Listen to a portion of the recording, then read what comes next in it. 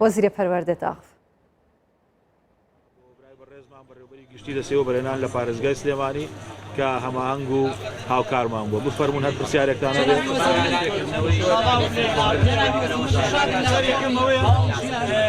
دوی دووچی بڕیارێک ئەدرێت بۆ دەستی بێنە بە قۆناغەکانی دیگە دەکردن شێریش کەشم ئەوەیە کە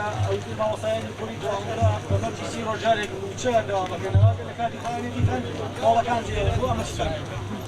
سپاس یەکەم بۆ دوو ئێمە کۆبوونەوەی لیژنەی باڵامان هەیە یەک دوو ڕۆژ لەوە پێش لەگەڵ بەڕێزان لە بەڕێوەبەری گشتی پەروەردەی پارێزگاکان کۆبوونەوەیەکمان ئەنجام داوە بۆ ئەوەی کە ئێمە بتوانین پرۆژەی خۆمان بۆ ناو کۆبوونەوە ئامادە بکەین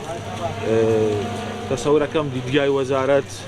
لە ڕۆژی شەممە تەواو گەڵاڵە بکەین بۆ کۆبوونەوەی ڕۆژی دوو و سپاس بەخوا ئامارەکان تا ئێستا باشن و شیفا بۆ هەموو ئەوانەی کە توش بوون بۆ هیوایی هەموو لە پارێزراون بە تایبەتیش مامۆسایان و قوتابیان و خوێندکاران ئەگەر دۆخەکە بەم جۆرە بێ پێشنیاری ئەمە لە وەزارەتی پەروەردە ئەوەیە ئەو وادەی کە دامان ناوە پێش بخرێ بەڵام وادەکە لەلایەن لیژنەی باڵای ڕوبەڕووبوونەوە یعنی ئەمە ڕوویای خۆمانەوەکو وەزارەتی پەروەردە لە کۆبوونەوە باسمان کردو لەگەڵ بەڕێوەبەرە گشتیەکان هەموو لایەکمان پێمان باشە ئەگەر ئامارەکان بەم جۆرە بێ وادەی دەستپێکردنەوەی قوتابخانەکان زووتر بکەین لە یەکی سێ بپێ و ساڵنامەی کە دامانناوە بەڵام هەر وەرزی یەکەمە خوێنرێ وەرزی دووەمیش لە کاتی خۆی دەستپێکرێ بەڵام ئالەتی چۆنیەتی دەستپێکردنەوەی داوامەکە لە هێڵە گشتیەکانی لە ژێر ئەو تەوسیە بن کە وەزارەتی پەروەردەی حکوومەتی هەرێمی کوردستان پێشکەشی ئەماکە داوام بە شێوازی تەناو ببێ ئەوە دواتر بێ وردەکارێکەکەمە لە وەزارەت پەروەردەدای ڕۆژین بەڵام تەوسی وەزارەی سەحە بۆ لیژنەی باڵای ڕوبەڕووبوونەوەی کۆرۆنا هەر شتێک بێ بڕیاری لێدرێ هیچ بڕیارێکی لەسەر کاتەکان نەدراوە بەڵام من داوام لە بەڕێزان بەڕێوەبەری گشتی پەروەردەی پارێزگاکان کردو کە ئەمڕۆ مامۆستا دڵشاد بەڕێوەبەری گشتی پەروەردەی سلێمانیش لێرێ داوام لێکە کە چ کاتێکیان پێ باشە بۆی گفتوگویەک بکەن لەناو خۆیان مدیر عامی محافەزات دواتر کاتەکە بدەنەوە بە من لە کۆبوونەوە لەگەڵ بەڕێزان لە لیژنەی باڵای ڕوبەڕووبوونەوەی کۆرۆنا باسیەکەی سەبارەت بە پرسیاری دووهەمیشت ڕەم بێ زۆر بەتانەوە پرسیارە بکەن وەکو وەزارەتی پەروەردەی هەرێمی کوردستان وەکو حکوومەتی هەرێمی کوردستانیش هەمومان لە هەوڵی باشترکردنی بژێوی ژیانی مامۆسایان و فەرمانبەرانی هەرێمی کوردستانن بەڵام دۆخێکی سەختی دارایی هەیە دۆخە سەختە دارایەکە هەمومان ئەزانین کە لێکەوتەکانی لە ئەنجامی سێ خاڵ هاتە پێشەوە یەکەم بڕینی موچە و بودجە و ئیستحقاقاتی دارایی هەرێمی کوردستان لەلایەن حکوومەتی فیدرالیەوە کە لە هەموو ساڵی ڕابردوو ئەوەی کە تەنها ئەو مستحقاتی هەرێمی کوردستان بۆ تەنها لە مانجیەک بە تەواوەتی نردویانە پاشانەوانی دیکە مستحقاتەکانە نەناردووە شاندی هەرێمی کوردستان بە سەرۆکایەتی جێگری سەرۆکی حکوومەت بەڕێز جەنابی کاقوبات لە بەغدا بوون بۆی کە گفتوگۆ بکرێت لەسەر بودجەی ساڵی 2021 ئینشاءالله هەر کاتێک ئاماژەکان بگەنەوەی کە ڕێکەوتنیەک لەسەر ئەو پرۆژە یاسا هەبێت بە دڵنیاییەوە ئەو کاتە دۆخی داراییش ئاماژەی باشتری بۆ بێ و لە حاڵەتی دیکەش ئێمە لە هەرێمی کوردستان پشت بە هەموو داهات و سەرچاوە دارایەکانی خۆمانە وەسیم بۆی کە بتوانین خزمەتێکی زیاتری مامۆسایان و فەرمانبەران و موچەخۆرانی حکوومەتی هەرێمی کوردستان بکەین تەوەجوهی حکوومەتی هەرێمی کوردستان ئەوەیە بۆ خۆی کە موچە بە سی ڕۆژارێک بدا بەڵام سروشتی ئەو ڕێژەی موچەی کایداوامێنەوە سەر و گفتوگویانە و پرۆژە یاسای بودجەی ساڵی 2020 لە تۆڕی هەواڵی ژیان ئەو ماوەی کە ڕۆژتۆ لە پرۆسەی خوێندن ئەگەر پرۆسەکە دەست پێ بکاتەوە چۆن ناتوانن قەرەبووی بکەن بەڕێزا من حەزەکەم بابەتێکتان بۆ باسکەم ڕەنبێ لە ڕووی ئەعلامی تۆزێک بە گەورەی سیر کرابێ ئێمە ئەوەی شتی مامۆسایان لێرن و ئەو بەڕێزانە چەندین ساڵە لە پۆستی دارین و مامۆستا بوون و بەڕێوەبەری پەروەردە بوون ئاگیان لە وردەکارێکی ساڵی خوێندنی 2019-2020 ئێمە لە 1970 ساڵی خوێندنمان کردووە و دەوامێکی زۆر بە ئاسایی کراوە لە بیداەتی دەوام کە 21 2019 داواممان دەست پێ کردو دەوامێکی زۆر ئاساییمان کردووە قورسایی منهج کە لە وەرزی یەکەمە قورسایی منهجمان خوێندووە ئەوەشی کە ئامێنێتەوە هەتا ڕۆژی 25 دوو کە بڕیار درراوە لە ئەنجومەنی وەزیران سروشتی وەزارەتی پەروەردەوە ئێمە بۆ خۆمان 14 ڕۆژ پشووی بەهارەمان هەیە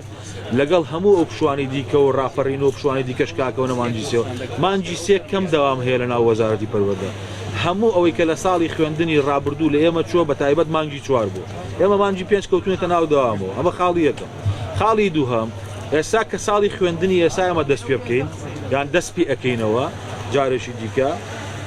ساڵی خوێندنی ئێستا ئەمە بەرنامەیەمان بۆ داناوە کە تەواوی ئەو پرۆگرامانە لە ناوەندەکانی خوێندن بخوێنرێ